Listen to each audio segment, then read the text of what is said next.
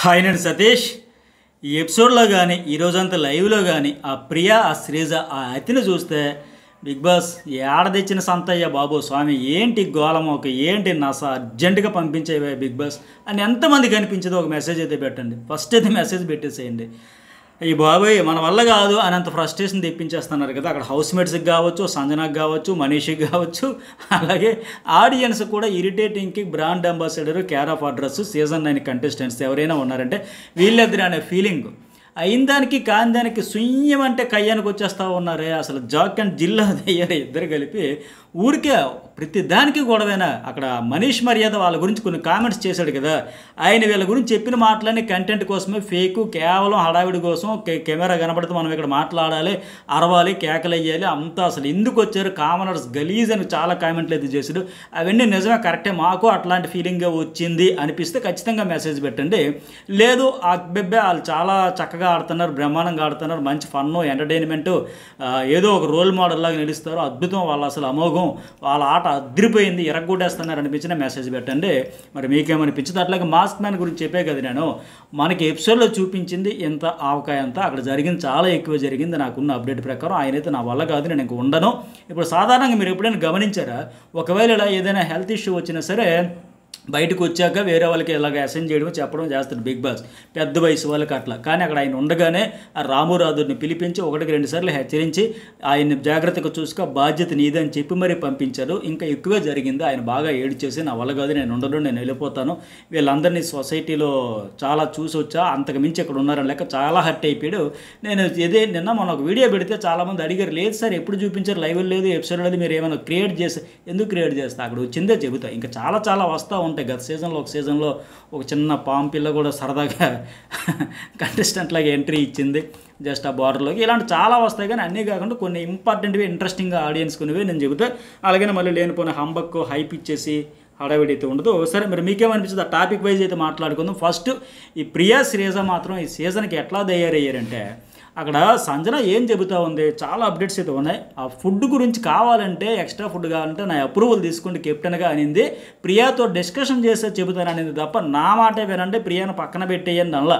ఆ ప్రియా శ్రీజ ఈవిని కెప్టెన్ నేను big boss చెప్పినా, హోస్ట్ చెప్పినా, ఎన్ని చెప్పినా ఆ పవన్ కళ్యాణ్కి అట్టగే డీమాన్ పవన్కి వీళ్ళందరికీ అర్థమైంది కెప్టెన్ కదా వినండి, మొన్నటి కెప్టెన్ మా మీద పెత్తనం చెలాయించడానికి కాదు అని చెప్పిన పవన్ కళ్యాణ్ కూడా ఈరోజు ఫ్లోరా సైని విషయంలో కెప్టెన్ కదా ఆవిడ చెబుతుంది విను అని చెప్పాడు. అట్లాగే డీమాన్ పవన్ కూడా ఆవిడ చెబితే మనం కాదనకూడదని వాళ్ళకి అర్థమైంది, బట్ వీళ్ళకి అర్థం కాదా, అసలు అవసరం లేదనుకుంటారా, ఏంది బిగ్ బాస్ చెబితే, హోస్ట్ చెబితే, ఈవిడ చెబితే మాకు ఎవరికి ఎక్కువ అనే యాటిట్యూడ్తో ఉంటారేమో. కానీ ఆవిడ నేనే కెప్టెన్, నేను చెప్తే వినాలి అని కూడా అనలా. నేను కెప్టెన్గా చెబుతూనే నా అప్రూవల్ తీసుకుంటూ ప్రియాతో డిస్కషన్ చేసి చెబుతానని సరే స్వయంగా శ్రీజ వచ్చేసి ఆవిడకి ఏమి సంబంధం అసలు? అక్కడ మీరు కూడా మాకు చెప్పాలి, కెప్టెన్ వెళ్ళి ఆవిడకి చెప్పాలా? ఇది చెప్పాలి, వానర్కే ఈక్వల్, వానర్స్ ఆవిడ వానర్, ఈవిడ వానర్, కెప్టెన్ అని నేను అంత చెబితే ఏ భాషలో చెప్పాలి? తెలుగులో చెప్పారు, ఇంగ్లీష్లో చెప్పాలి, ఇంకా అరబ్ భాషలో, మలయాళ భాషలో, ఇంకేదైనా సౌత్ ఆఫ్రికా భాషలో, ఇంకా విచిత్రమైన భాషలో చెప్పాలి అంటే ఏలియన్స్ భాషలో. కానీ ఆవిడకి ఎట్లా చెబితే అర్థమైద్ది? ఆ Sanjana food వానర్స్ food వానర్స్కి, tenants food టెనెంట్స్కి అని బిగ్ బాస్ చెప్పారండి. ఎన్ని చెప్పినా వినరే. మళ్ళీ ఓహో ఇద్దరు పదాలు కూడా అనుకొని వస్తారేమో, ఇద్దరు ఒకే ట్యూన్లో నడుస్తూ ఉన్నారు. ఆడియన్స్ దృష్టిలో అలా అలా రోజు రోజుకి ఎంత డిజాస్టర్ అవ్వాలో అంత అయిపోతుంది వీళ్ళ గేమ్. మళ్ళీ ఇద్దరు కూడబలికి ఓహో ఒకే పదం ఒకేసారి ఇద్దరు నోట, ఎలా ఇది అంత సింక్ అయిపోయింది వాళ్ళకి.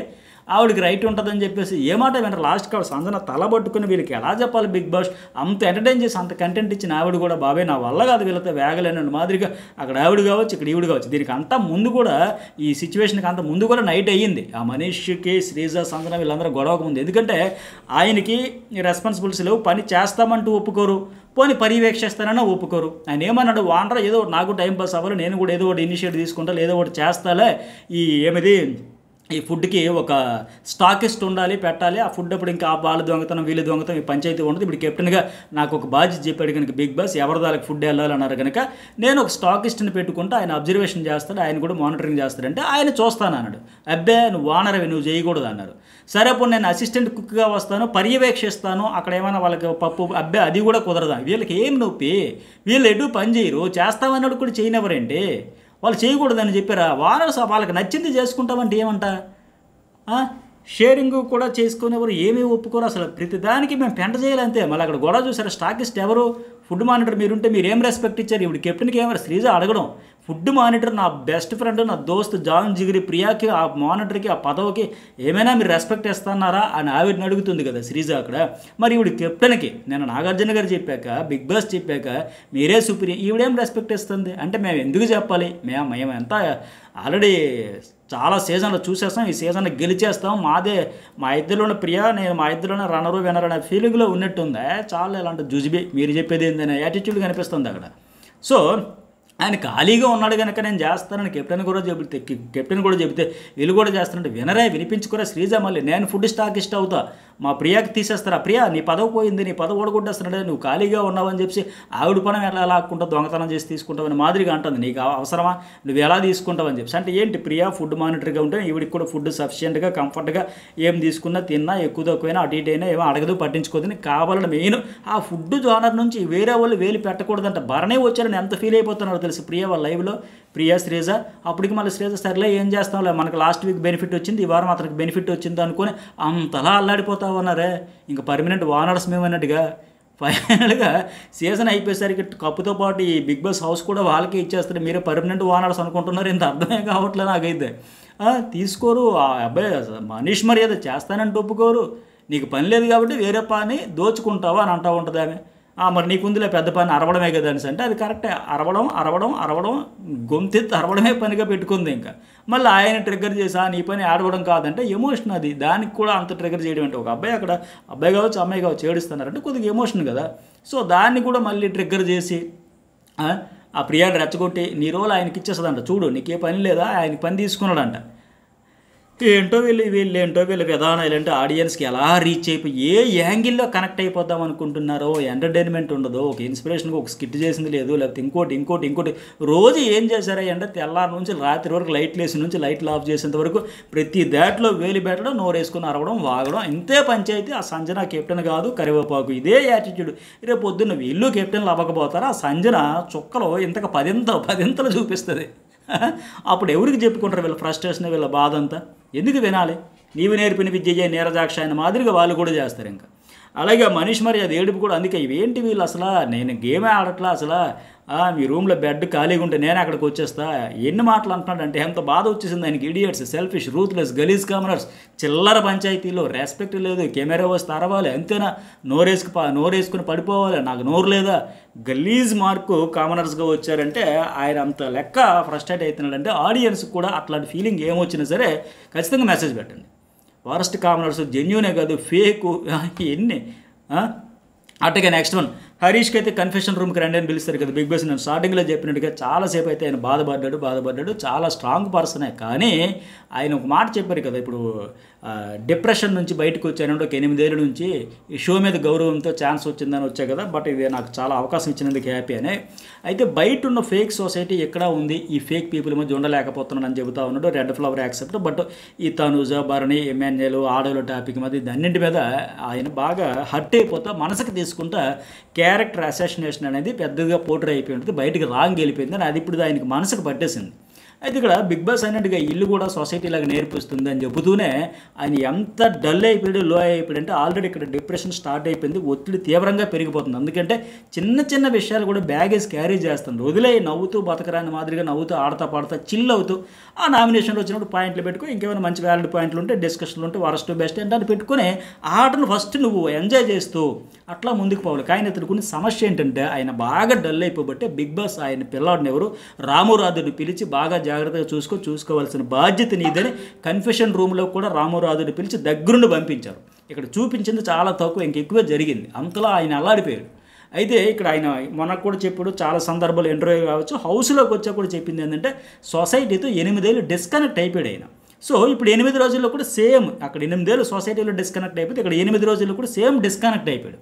సొసైటీకి దూరంగా ఉన్న వ్యక్తిని మనుషులతో నేను ఉండలేను, ఇమడలేను, పడలేను, నన్ను వాళ్ళు అర్థం చేసుకోవట్లేదో, మరి ఎక్కడ సమస్య ఉందో అనుకుని కంప్లీట్గా అవాయిడ్ చేసేసి స్కిప్ కొట్టేసి ఇగ్నోర్ చేసేసిన పర్సన్ సడన్గా ఈ బిగ్ బాస్ హౌస్ అంటే ఇది కూడా బయట ఉండే సొసైటీకి పెద్ద అర్థం. ఇక్కడ రకరకాల మనస్తత్వాలు ఉంటాయి, రకరకాల వ్యక్తిత్వాలు ఉంటాయి, రకరకాల ఏజ్ గ్రూప్ పీపుల్ ఉంటారు.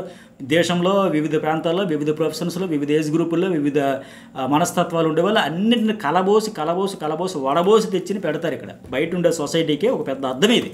ఇలాంటి దగ్గర మళ్ళీ ఏ సొసైటీ నుంచి అయితే దూరంగా వెళ్ళిపోయిన అంటున్నాడో అదే సొసైటీ ఇలాంటి దగ్గర ఇక్కడికి వచ్చి ఇమడాలి. వాళ్ళతోనే తెల్లారితే ఇష్టం ఉన్నా లేకపోయినా గుడ్ మార్నింగ్లు చెప్పాలి, గుడ్ ఈవినింగ్లు చెప్పుకొని మాట్లాడుతూ నవ్వుతూ ఆడుతూ పాడుతూ ఉండాలంటే అతని వల్ల కావట్లా.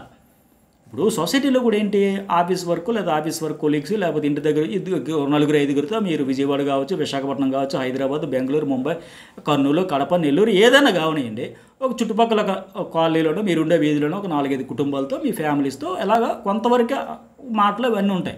ఇక్కడ ఏంటంటే అక్కడ 24 hours మీరు వాళ్ళు మీతో మొహాలు చూసుకునే పరిస్థితి ఉంటుంది. ఇక్కడ అంతకు మించి ఉంటుంది ఇక్కడ బిగ్ బాస్ హౌస్లో.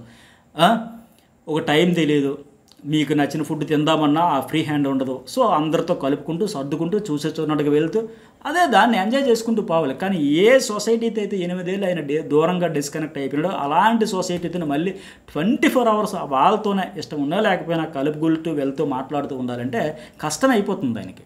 వీళ్ళతోనే గొడవపడాలి, వీళ్ళతోనే షేర్ చేసుకోవాలి ఒపీనియన్స్ అయినా అన్నీ.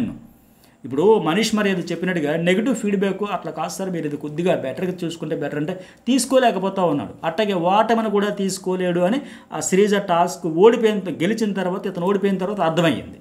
అంతకుముందు ఒప్పుకున్నాడు, బాగా మంచి డెసిషన్ తీసుకున్నామని. ఆమె ఎప్పుడైతే ఓడిపోయిందో అది కూడా మనసుకు పెట్టేసుకున్నాడు. పైగా ఇప్పుడు ఇతను క్యారెక్టర్ అసెసినేషన్ అయిపోయింది అని ఒక టెన్షన్ పడుతున్నాడు. ఒక మాట అనేసాడు, ఓకే సార్ ఏదో ఆవేశంలోనో తెలుసు ఒత్తిడిలోనో, నా ఉద్దేశం అది కాదని ఒక ముక్కలో చెప్పేసి వదిలేయచ్చు.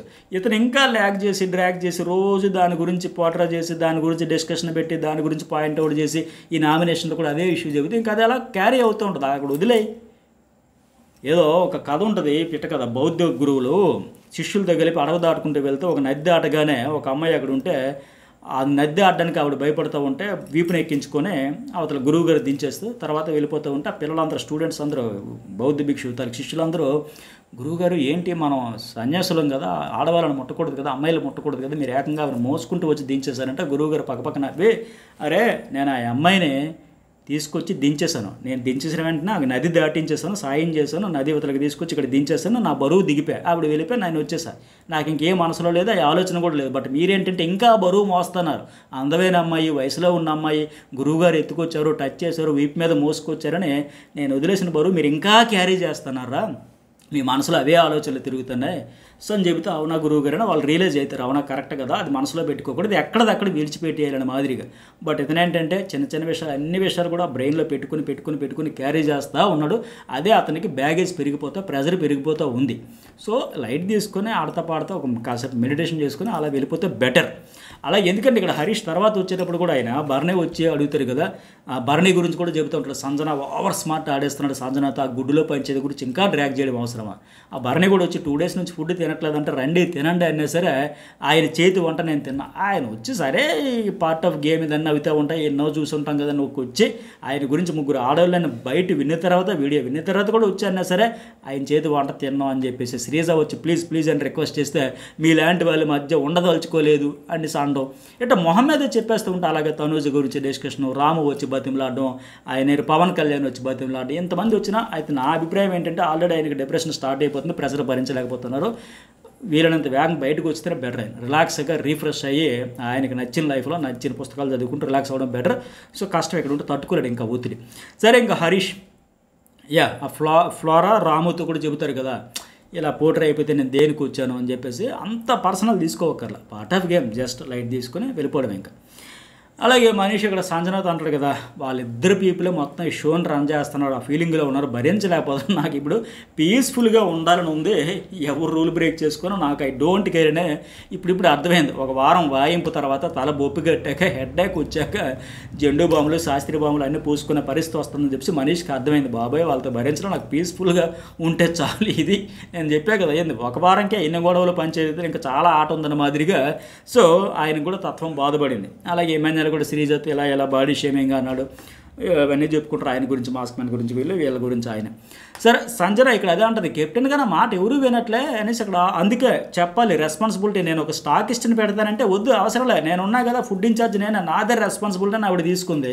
మరి కనీసం ఒక అసిస్టెంట్ కుక్ అంటే వద్దు అంటది, ఇంకేది చెప్పినా వద్దు అంటుంది కనుక సరే ఆ ఆరెంజెస్ ఏవో తీసి పెట్టేసి రెస్పాన్సిబిలిటీస్ ఉన్నాయన్నది కదా, ఎలా చూస్తుందని చూపిస్తామంటే మీరు ఎపిసోడ్లో చాలా తక్కువ చూపించారు కానీ ఇక్కడ క్లియర్గా ఎన్ని అబద్ధాలు ఆడింది ప్రియా అనేది అర్థమైపోద్ది మీకు. ఎపిసోడ్ చూసినా సరే లైవ్ చూడకపోయినా ఇక్కడ క్లియర్గా అర్థమైపోద్ది. కొన్ని బిట్స్ తీసేశాడు ఇక్కడ.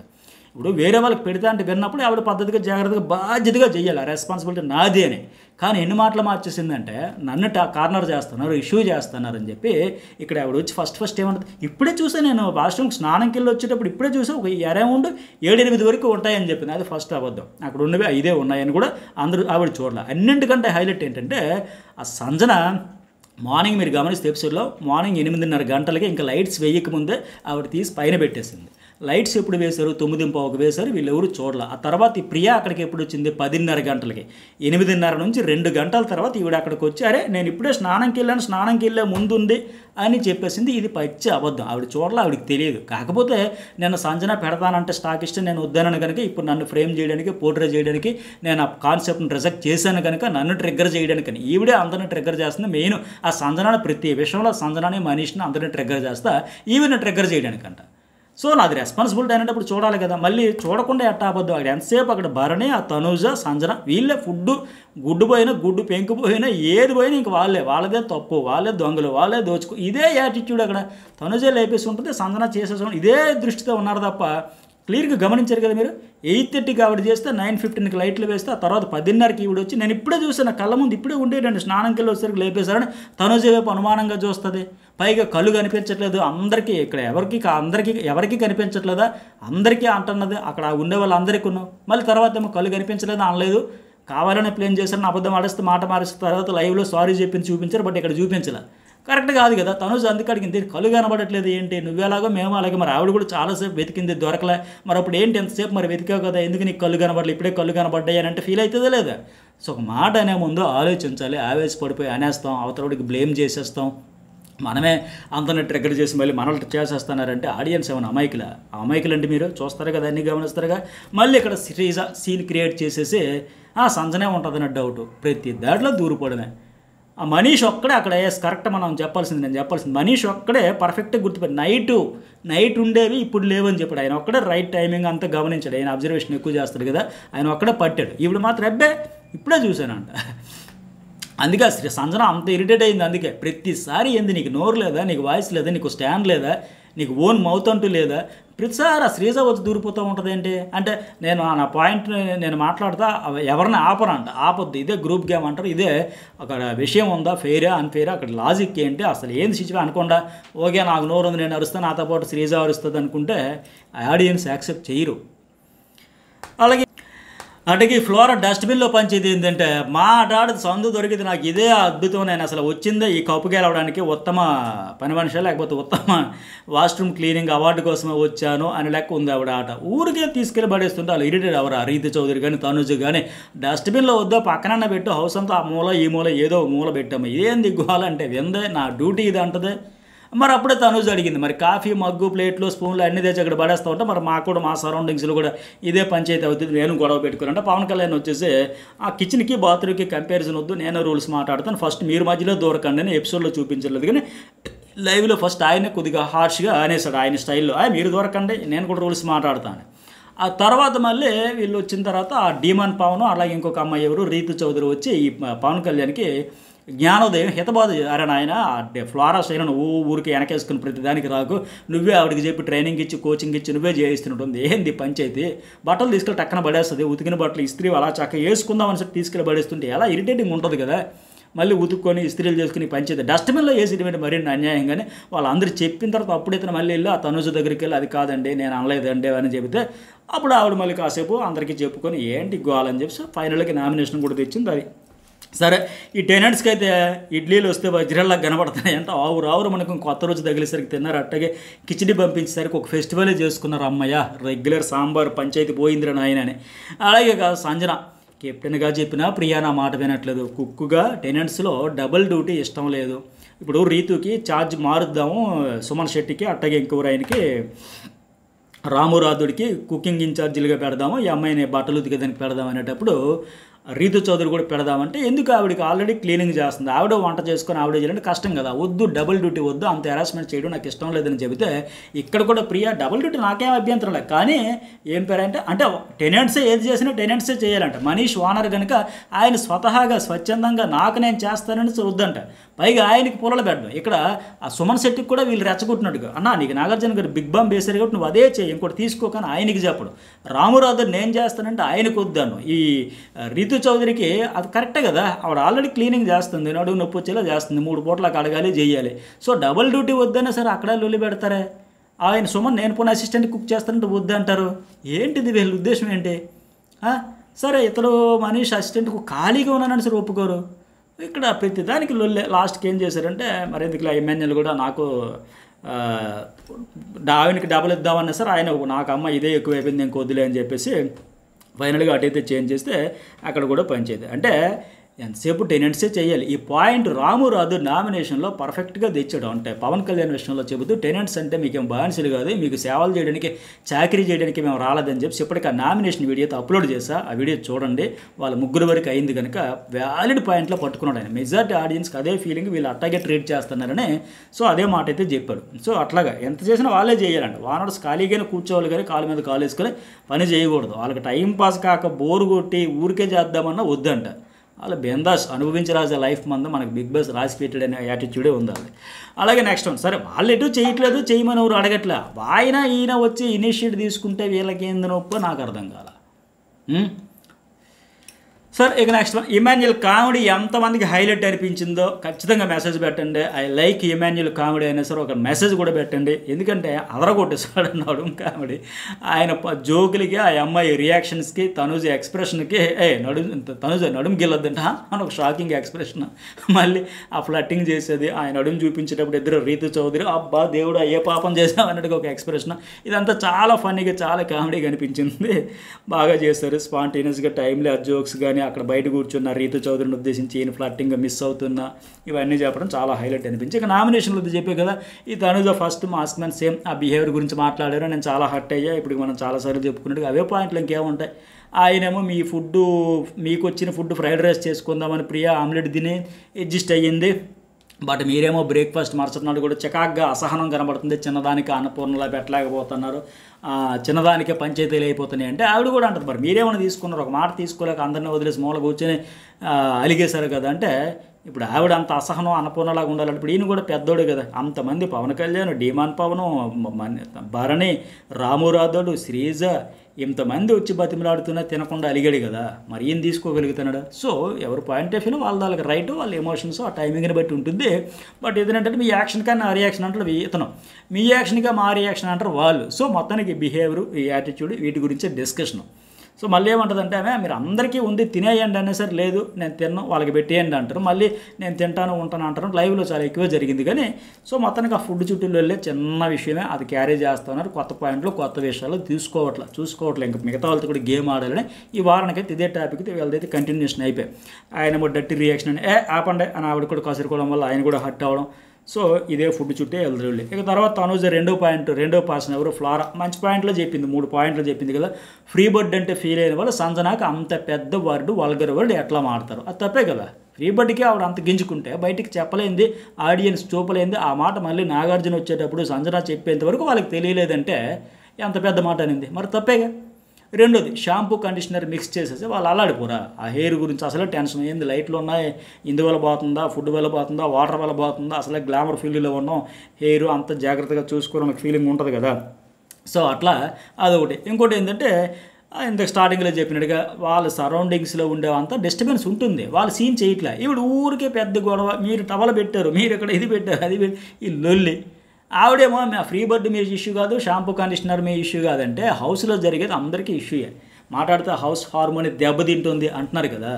సో అందరిది ఇష్యూయే. వాళ్ళే నా కోసం స్టాండ్ తీసుకున్నారు, మీరు తీసుకోలేదంటే ఈవిడ కోసం ఈ తనుజ అందరూ కూడా అడిగారు సంజనాథ్ ఎందుకు ఆవిడని అంత హర్ట్ చేస్తున్నారు, ఆవిడ అక్కడ కూర్చోమని ఎందుకు అంటారని. సో స్టాండ్ తీసుకున్నారు.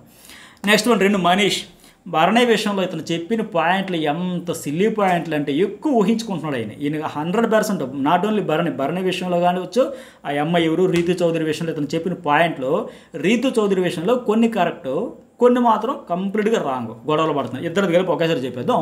ఇక్కడ కంపారిజన్ కూడా బాగాలేదే మనీష్. మరి భరణిని నిజంగా సీరియల్లో విలన్, జస్ట్ నటిస్తాడు ఆర్టిస్ట్గా, మంచి ఆర్టిస్ట్గా, అంతే తప్ప ఆయన నిజమైన విలన్ ఏం కాదు. ఆ పెట్ యానిమల్స్ ఉంటాయి, వైల్డ్ యానిమల్స్ ఉంటాయి, కానీ మీరు బిగ్గెస్ట్ స్నేక్ అంట. ఇంకొకరైతే బుసలు కొట్టేసేవారు అక్కడ. నిజంగా భరణి మాత్రం చాలా జీవితాన్ని చూసినోడు కనుక, ఇండస్ట్రీలోనే 23 ఏళ్ళు అన్నాడు కదా లైవ్లో, 23 ఇయర్స్ నుంచి చూశాను కనుక నా అనుభవం అంత లేదు, మీ వయసు అన్నట్టుగా అలా నవ్వుతూ కులాసగా రిలాక్స్డ్గా ఉన్నాడు తప్ప బుసలు కొట్ల. సరే ఏంటైతే మీరు చెప్పాలంటే అతని వల్ల అంట వీళ్ళ యూనిటీ దెబ్బతినింది కదా. మళ్ళీ ఏంటి మీ వల్ల ఎలాగైనా సరే వీళ్ళు టెనెంట్స్ హౌస్ అందరినీ బ్రేక్ చేసేయాలని, అట్లాగే వీళ్ళలో ఓనర్స్ని కూడా బ్రేక్ చేయాలని శతవిధాల ప్రయత్నం చేశాడంట. ఎప్పుడు చేశాడు మరి? నేనేమైనా చూడలేదా, లేకపోతే నాకు అర్థం కాలేదా? మీకు అట్లా అనిపిస్తే చెప్పండి ఒక మెసేజ్. నిజమేనండి, భరణి మొత్తం హౌస్ అందరినీ, పైగా వానర్స్లో చీలికి తెచ్చేదానికి, వీళ్ళ గొడవలు పెట్టేదానికి, డివైడ్ అండ్ రూల్ పాలసీ కోసం గేమ్ ఆడాడని మీకు ఎప్పుడైనా ఎక్కడైనా అనిపిస్తే ఒక మెసేజ్ పెట్టండి. ఆయన నిజంగా అపోహల్లో భ్రమల్లో ఊహించుకుంటూ, ఇమాజినేషనే ప్యూర్లీ. ఆ చెప్పిన పాయింట్లు కూడా ఏంటి, ఎగ్గ వదిలేసి ఛాయ్ కోసం డైవర్ట్ చేసేసారంట. రెండోది ఏంటంటే ఆ చైన్ బాక్స్ ఇది ఎపిసోడ్లో లేపేశారు. ఆ రోజు మీరు చైన్ తెచ్చుకున్నారు కదా, బాక్స్ తెచ్చి దాన్ని ఎందుకు అంత సీన్ క్రియేట్ చేశారు? మాకు బిగ్ బాస్ అంటే ప్రాణం, ఇష్టం, మేము దీనికోసం దేనికైనా రెడీ, బట్ మీరు ఇంతవరకు వచ్చా నాకు అవసరం లేదు వెళ్ళిపోతానన్నారు. అంత అవసరమా మీకు? ఇంత ఇంపార్టెన్స్ లేనప్పుడు ఎందుకు రావాలి అని లెక్క అడిగాడు. అది హైప్ కోసం, ప్రోమో కోసం, షో ప్రమోషన్ కోసం. అరే ఎవరి కంటెస్టెంట్ అని చాలామంది ఇప్పుడు నాలాంటి అంటే ముందు అడ్వాన్స్డ్గా లీక్స్ అని వస్తాయి కంటే పలానా ఇది జరిగిందని మొత్తం చెప్పేస్తూ ఉంటాం. బట్ తెలియని వాళ్ళు కూడా, చూడని వాళ్ళు కూడా ఉంటారు కదా, అరే ఏం జరిగింది ఏంటని హైప్ కోసం అది బిగ్ బాస్ టీం ప్లాన్ చేసింది. దాన్ని తెచ్చి ఇక్కడ నామినేషన్ పాయింట్ ఏంటో నాకు అర్థం కాల, మరీ సిల్లీగా అనిపించింది. ఇది సోది పాయింట్. ఇంకోటి ఏంటి, ఆ ప్లేట్ అంట, ఇతడు ప్లేట్ అక్కడ సంజన ఎవరో మర్చిపోతే వంట కోసం వాడాడంట, వాడేసిన సింక్లో పడేసాడంట. ఆ రీతు చౌదరి వచ్చి అరే మనీష్ మర్యాద తను వాడేసిన ప్లేట్ ఇందులో సింక్లో పడేశాడు, ఇప్పుడు నేను అడగాల ఆయన పర్సనల్ దాన్ని కలిపి ఆ అమ్మాయి ఇతనితో గొడవ పడాలంట. అలాగని భరణి ప్లాన్ అంటే ఏమైనా లాజిక్ ఉందా? అంతగా ఆలోచిస్తున్నా భరణి. అలాగే చపాతీ ముక్క టైం చూసి మీరు అందరిలో ఇదొక పాయింట్. రామురాధుడి కిచెన్లోకి వెళ్తానంటే వంట వచ్చా అని ప్రొవోకింగ్ చేశారంటే. క్యాజువల్గా ఒక వారం రోజులు అరే ఆయన మేమంటే రాడు తేలిపోయాను కూడా కొద్దిగా భరించాము, ఓపిక పెట్టాము, తనుజ నేను నువ్వు చూస్తే కొద్దిగా లేతగా అమాయకంగా కనిపిస్తున్నావు, మరి నువ్వు అక్కడ భరించగలవా, చాలా గొడవలు వస్తాయని మాదిరిగా మామూలుగా ఓకేనా నీకు ఇష్టమైన అడిగితే దాన్ని ప్రొవోకింగ్ అని చెప్పేసి. అలాగే మరొక పాయింట్, కామనర్స్ సెలబ్రిటీస్ అనేది మేము తీయలే, మాకు ఆ ఫీలింగ్ లేదు, బట్ మేము సెలబ్రిటీస్ మీరు కామనర్స్ అనేది తక్కువ చూసారో ఏదో టైప్లో అది ఒక పాయింట్ అయితే తెచ్చుకుంది. అవి ఏమీ లేవు, అన్నీ కూడా ఇతను ఊహాగానాలు తప్ప ఏమీ లేవు. ఆయన అసలు పట్టించుకునే పరిస్థితి లేదు. ఆయన ఎంతసేపు ఈ సాంబారు రైస్ నుంచి మాకు విముక్తి దొరికితే బాగున్నాం, ఇదే గోల్లో ఉన్నాడు. కొద్దిగా నోటికి రుచికరమైన ఫుడ్ వస్తే బాగున్నాడు. అందుకే ఈరోజు ఇడ్లీ వస్తే పండగ చేసుకున్నారు, కిచిడి వస్తే అమ్మయ్య భగవంతుడా నాగార్జున గారు థ్యాంక్స్ సార్ అని పదే చెప్పుకుంటూ ఆయన గోల్లో ఆయన ఉంటే, సో ఆయన సింపుల్గా అయితే ఎగ్గొచ్చాడు. బాబు నువ్వు నాలో 100 నెగిటివ్స్ చూసా, నీలో నాకు ఒక్కడు కూడా కనబడలేదు, చూసే కోణాన్ని బట్టి ఉంటుంది, నేనైతే పాజిటివ్గా చూస్తున్నాను తప్ప నెగిటివ్ చూడాలి. సరే మీకు నచ్చినట్టు మీరు అనుకుంటే నేనేం చేసేది లేక క్లియర్గా చెప్పేశాడు. నీలో పాజిటివ్స్ చూడబట్టే లాస్ట్ వీక్ నీకు నామినేట్ చేయలే, బట్ ఆ డీమానికి చేసిందని కూడా కొంతసార్లు సారీ చెప్పాను. అట్లాగే మనీష్ మర్యాద ఏంటి, రీతుకి ఊరికే వస్తూ రూల్స్ బ్రేక్ చేసేస్తున్నావు అన్నాడు. చాలా గొడవలు ఈవిడి వల్ల వస్తున్నాయంట, పర్మిషన్ లేకుండా హౌస్లోకి వచ్చేస్తున్నావు అనేది. ఓకే, నాకంటే ఎక్కువ మీరే హౌస్లో ఉంటే ఇది ఓకే, ఈ పాయింట్ అయితే ఓకే, ఆవిడ ఎక్కువగా హౌస్లో ఉంటుందని ఒక ఇతనే కాదు, ఈరోజు సంజన కూడా అనింది మీరే ఎక్కువగా ఉంటున్నారు. నిన్న మాస్క్మెన్ హరీష్ అన్నాడు, అంతకుముందు ఈరోజే ఇమాన్యుల్ కూడా అన్నారు రీతు మిస్ నాతో ఉన్నట్లు అక్కడే ఉంటుందని ఆయన అన్నాడు. ఇంకా డీమాన్ పవన్ కూడా మొన్న సరే నీకు కూడా ప్లేట్లో తెచ్చేస్తే లేవే మనందరం కలిసి తిందాం లేవని కూడా ఆయన నలుగురు అన్నారు ఓకే ఆ టాపిక్ మీద. సో ఆవిడైతే ఉంటుంది, అది ఓకే. అది పర్మిషన్తోనే వస్తానని 3 సార్లు కడగాలి కనుక స్కిట్స్ కోసం ఇట్లా వస్తానో నేను కడగకుండానే వండుతున్నారా, సరిగా కడగకపోతే కంప్లైంట్ వస్తాయి. పని విషయంలో మాత్రం ఆ అమ్మాయి మీద ఎంతవరకు నేను చూసినంతవరకు కంప్లైంట్ లేదు, చక్కగా పని చేసుకుంటూ పోతుంది. పైగా ఆ సింక్లో కరివేపాకులో వాటర్ మెలన్లు ఇవన్నీ పడేసి ఆవిడ క్లీన్ చేసుకుంటూ పోతుంది, అందులో అబ్జెక్షన్ లేదు, హౌస్లోకి అయితే వెళ్తుంది. కానీ గొడవలు ఆవిడ వల్ల వస్తున్నాయి అనేది తప్పు, 100% మనీష్ మర్యాద అక్కడ ఇమాజినేషనే.